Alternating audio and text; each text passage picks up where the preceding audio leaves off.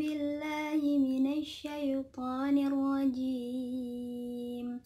بسم الله الرحمن الرحيم. إن الله وملائكته يصلون على النبي يا أيها الذين آمنوا صلوا عليه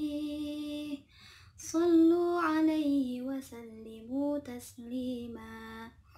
إن الذين يؤذون الله ورسوله لعنهم الله في الدنيا والآخرة وأعد لهم عذابا مهينا. والذين يؤذون المؤمنين والمؤمنات بغير ما اكتسبوا فقد احتملوا بهتانا وإثما مبينا.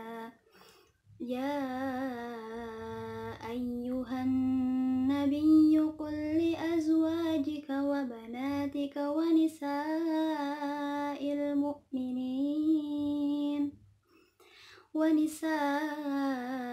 المؤمنين يدنين عليهن من جلابيبهن ذلك أدنى أن يعرفن فلا يؤذين وكان الله غفورا رحيما. صدق الله العظيم. Bismillahirrahmanirrahim. Assalamualaikum warahmatullahi wabarakatuh. Selamat datang di YouTube channel aku. Ketemu lagi dengan aku Divana. Alhamdulillahirrahmanirrahim. Segala puji dan syukur dipanjatkan kehadirat Allah Subhanahu wa taala karena berkat rahmat dan hidayahnya. Alhamdulillah aku bisa buat video lagi. Nah, di kesempatan kali ini aku akan buat video tentang Quran surah Al-Ahzab ayat 56 sampai 59. Untuk itu, yuk simak bareng-bareng.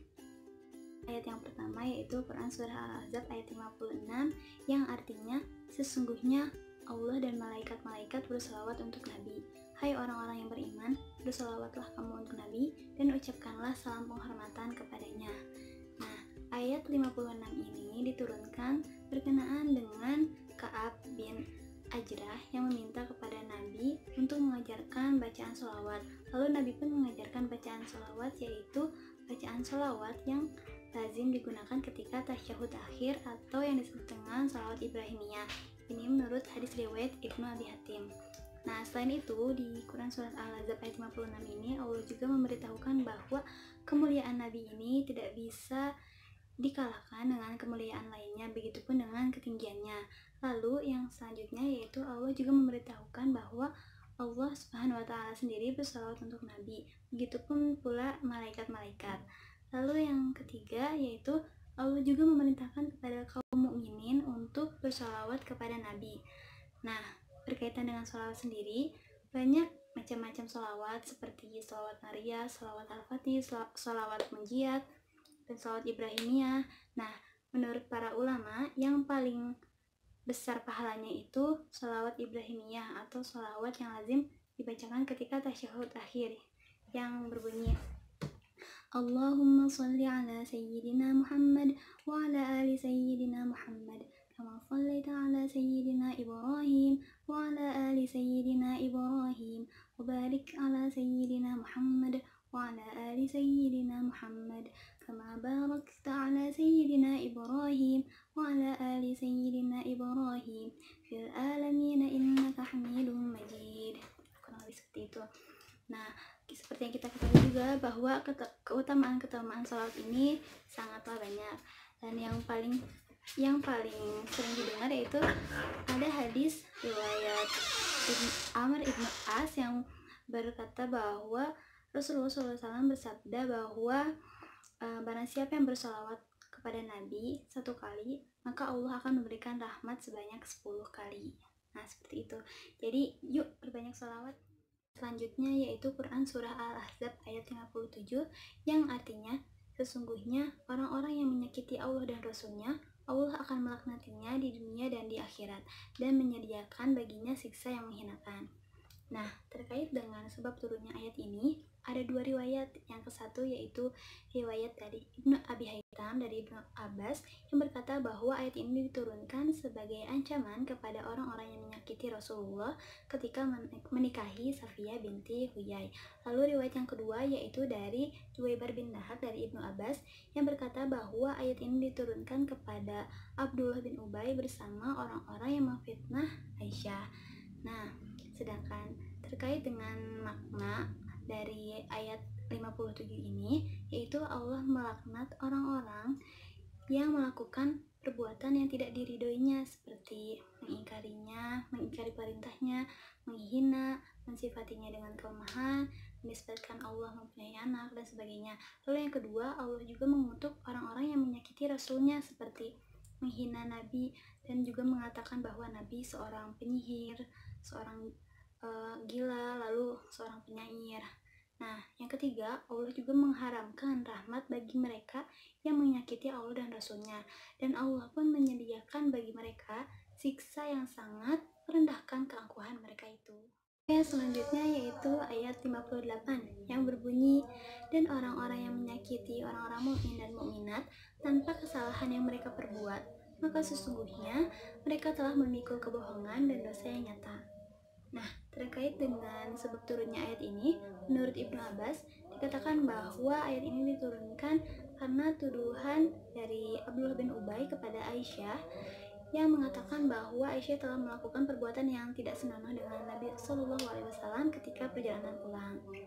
Nah, terkait dengan makna atau kandungan dari ayat ini, yaitu yang pertama bahwa orang-orang yang telah menyakiti orang-orang mukmin dan mukminat dengan tuduhan yang buruk atau dengan kata lain fitnah, sesungguhnya mereka itu telah membawa dosa yang nyata. Menyakiti di sini maksudnya bukan menyakiti secara fisik, namun menyakiti dengan seperti tuduhan-tuduhan buruk yang pada hakikatnya orang mukmin dan mukminat ini tidak mengetahui tentang hal yang dituduhkannya itu. Makanya mereka disebut orang yang telah membawa kebohongan dan dosa yang nyata, yaitu Quran Surah Al-Ahzab ayat 59 yang artinya, "Hai Nabi, katakanlah kepada istri-istrimu, anak-anak perempuanmu, dan istri-istri orang mukmin, hendaklah mereka mengulurkan jilbabnya ke seluruh tubuh mereka.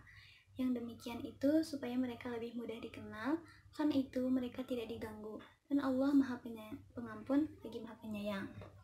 Nah, terkait dengan sebab turunnya dari ayat ini, ada dua riwayat yang menjelaskan.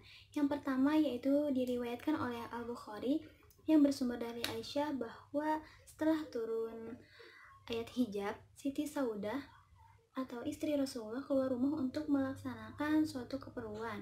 Siti Saudah ini memiliki badan yang tinggi besar sehingga beliau mudah dikenali oleh orang. Salah satunya yaitu oleh Umar. Nah, ketika Umar melihat Siti Saudah, Umar menegur Siti Saudah dan mengatakan bahwa sesungguhnya Umar masih mengenali Siti Saudah. Hal ini pun diadukan oleh Siti Saudah kepada Rasulullah SAW, dan Rasulullah SAW menjawab bahwa sesungguhnya Siti Saudah telah diperbolehkan keluar karena suatu keperluan. Lalu riwayat yang kedua yaitu diriwayatkan oleh Ibnu Sa'ad di dalam kitab At-Tabaqat yang bersumber dari Abu Malik, dan juga diriwayatkan oleh Ibnu Sa'ad yang bersumber dari Al-Hasan dan Muhammad bin Ka'ab Al-Qurazi bahwa istri-istri Rasulullah SAW pernah keluar malam untuk buang air. Nah, ketika itu istri-istri Rasulullah diganggu oleh kaum munafikin.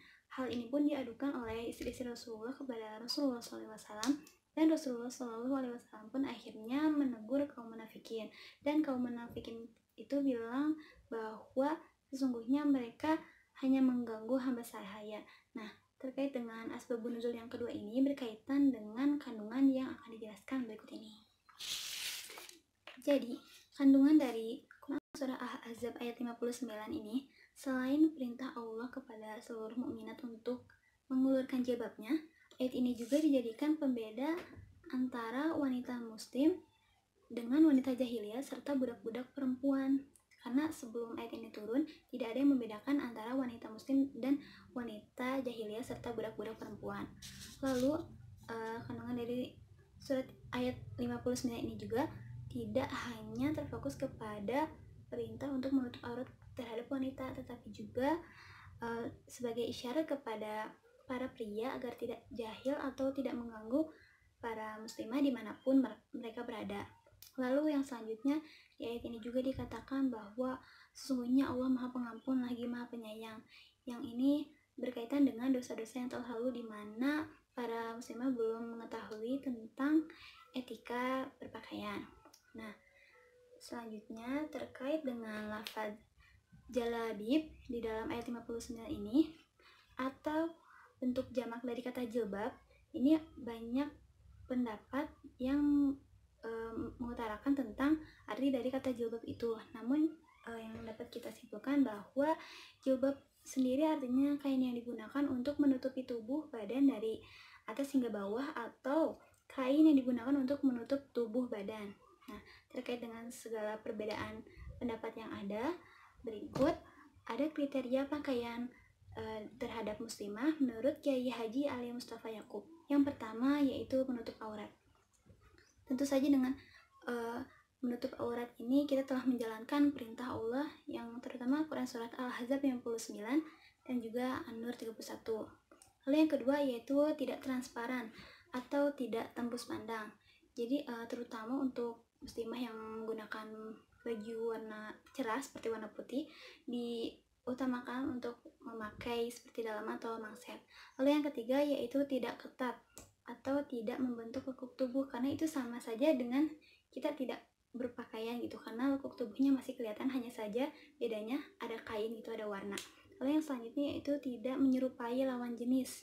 Nah, jadi kita tidak boleh menyerupai lawan jenis kita seperti pria gitu, jadi pakaiannya harus yang sesuai dengan muslimah. Alhamdulillahirrahmanirrahim. Sekian dari aku, mohon maaf bila ada kesalahan dan semoga video ini dapat bermanfaat bagi kita semua. Wallahul muwaffiq ila aqwamit thoriq. Wassalamualaikum warahmatullahi wabarakatuh.